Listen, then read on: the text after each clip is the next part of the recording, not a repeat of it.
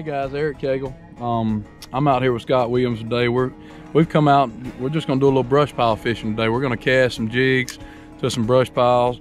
We're gonna run over them with this hummingbird and throw us a buoy out and back off and fish. And like I said, we're casting today. We're using a 6 foot and a 7 foot rod. Pretty much throwing some hair jigs and a little bit of plastic, but we're gonna throw those jigs over these brush piles and try to get these fish to come out and eat them. We're not really gonna vertical jig. We're gonna stay back off of them about 40 feet and cast to them and see how many we can catch. Y'all come on with us. Got him, got him. I got the buoy too. First cast, God, 2 for the price of 1. The buoy too. You're good. Ooh, he's a fighter. See if we can get him and the buoy in. Come on in here, boy. Ooh, that's a good one too. Come on in. Oh, baby. That's what I'm talking about. That is a chub right there, boy. It's finna be some bad news. Bad news going on around here. I don't think he's no monster, but he ain't a bad one. That's a pretty good fish. Yeah, oh, yeah, nice fish. So, yes, woo. Boy, they pretty. Got a pretty color to them this time of year. They got that purple coming out in the back. Just a pretty, pretty fish. Uh-oh, I held my end of the bargain. Scott's coming through. That's a good one. Oh, got it. Uh-oh. Doubled him up, baby. I got an old hog fly. Come on in there. Very big.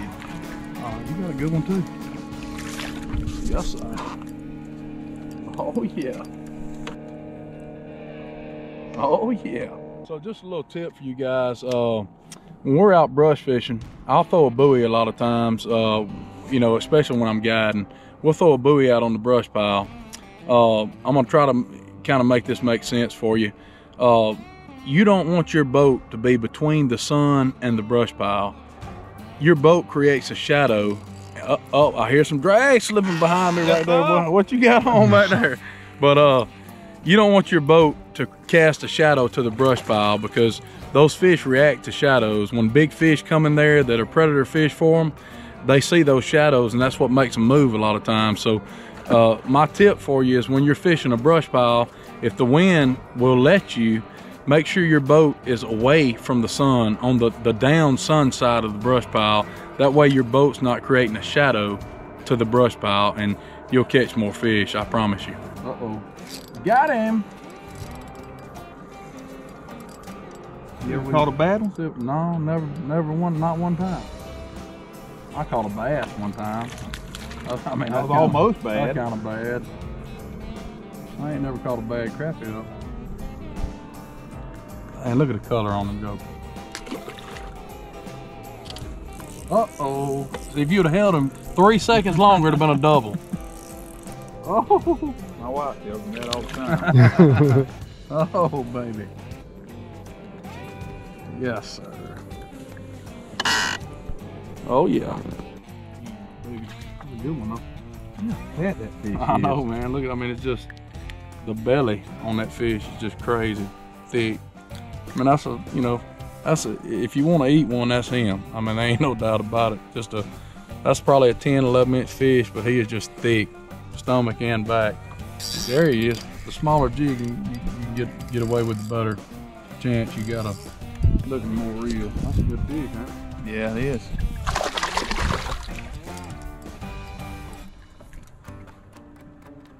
Uh-oh, double Got baby. a double. Ooh. 10, 11 inch fish. Ooh, that's a little bit bigger. Nice. Cagle just sprayed me. Oh yeah. They about twinsies. Old twinsies. What he look? Oh, that's a good one. Now. That's a good fish. Ooh, man. Hogzilla.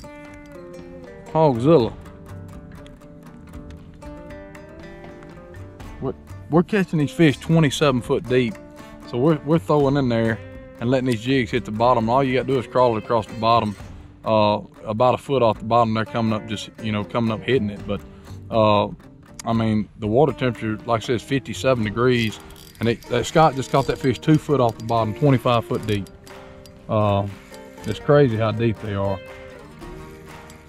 And not all of them are, you know, just a select few are deep. That's pretty good fish, I believe. Yeah, that's a really good fish. And the thing about it, we're trying to pull them up slow. Yeah. And you know, in 27 foot of water, you're going through 2 different atmospheric pressures. So you can see, I mean, this fish is fine. You pull that fish up too fast, he'll get the bends. Uh-oh, this one's got the bend in my rod. He done bent the rod down, boy. Yeah, that's what I'm talking about. Whew. Them are all solid fish. Hey, I got a tip for you. If you have forward-facing sonar, one of the biggest mistakes I see people make all the time is when they're fishing and they get the jig close to the fish, they stop. The jig falls below the fish and the fish becomes uninterested. That's not natural. You know, in the wild, it's natural for the prey to try to escape the predator. And so when you first notice that fish starting to react to your bait, start speeding the bait up a little bit, keep it above him. It's natural for the prey to try to get away, so you want to act like something to prey. And speed that bait up a little, the fish will follow. And if that fish, however he reacts, you have to react to your bait. You know, if the fish is speeding up, speed up with him. Don't slow down. Don't ever let the fish, your bait stop and get below your fish. Just keep speeding it up. A lot of times it'll entice him to go ahead and strike. We'll give them opportunity, Ooh, baby. look at that. Scott's gonna get one too. Gotta go down quick. Ooh, that's a nice one too. Look at that Good thing. fish. Oh yeah, baby. Ooh. Scott's finna bust him. Man, it doesn't, I mean, you can go anywhere you want to. That's just a pretty fish, man. Uh-oh. Double. Double quick, boy. Ooh. Who's gonna be bigger, I Scott? don't know, a little bit of weight to this I one. don't know, but mine's all right. A little bit of weight to this one. Oh, he got me. He got a good one. Oh, no, now. We're gonna have to measure them. I think he got me. Yeah, he got me just a touch. A touch good as a mile, ain't it, Scott? That's right. We're still whooping on these brush piles out here. It's you know, it's wintertime down here in God's country.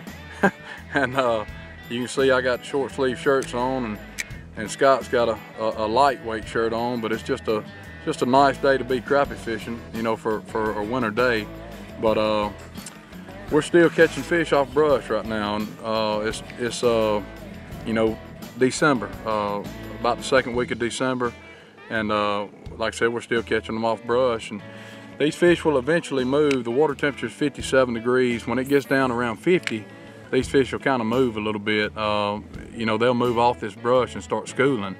And you can do the same thing. You can follow those schools around and find them with your hummingbird, and you can follow them around and cast in them and catch them the same way that we're, you know, really the same method that we're using on this brush. You can catch them in open water doing the same things when they school up. We had a great afternoon. We've been out here about 2.5, 3 hours, and we have caught a boatload of fish. I'm gonna go with my rod first. This is a 6 foot Signature Series dock shooter, HH. I used two different jigs today. I used a Skipper's jig, wire hook head. It's made by Skipper's Jigs down in Florida. That plastic is made by Bayou Bob. It's just a regular old monkey milk color. Scott's gonna tell you his rod, and then we'll talk about the scents we're using. So I'm using the HH, just a regular casting rod, 6 foot, K9, 6-pound line. It's the high vis, fluorocarbon. Ricky Willis sugar bug, just a black chartreuse with a red head. What we're doing today is taking the fire gel, hold that, Cagle, putting a little bit on my hand, just rubbing it in the feathers, on the body, and also on my hands, just to cover up any human scent that may get on the bait. A lot of times tournament fishing, that seems to help us out a lot.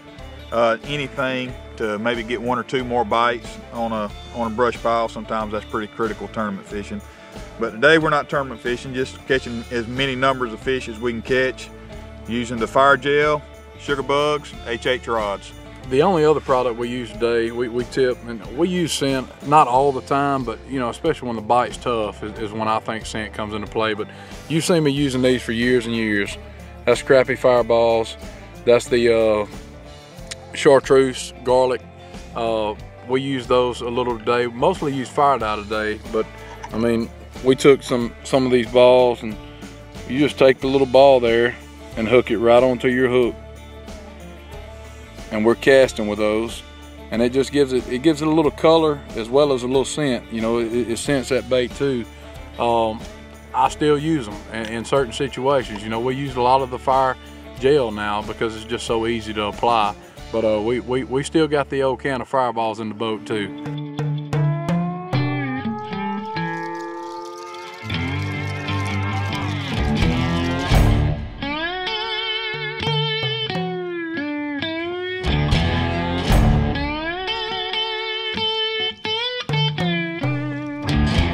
Pautzke products are available at sporting goods stores near you. If you can't find the specific color, size that you want, make sure to go to Pautzke.com. And as a thank you for watching Pautzke Outdoors, we're going to show you a coupon code to be used for 10% off your next order. Yes, well, I'll go right-handed one time. I don't know if I can catch one right-handed, but I'll try. I think that's you in the back here, Anna. This is different. Yeah, what you talking about? I'm gonna look crazy setting the hook if I set the hook on this rod.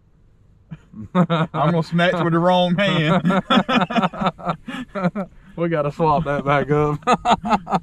He reels with his right hand, I reel with my left hand, and we actually threw over each other and swapped, but I can't do it that way. Once you get used to something, you gotta stick with it.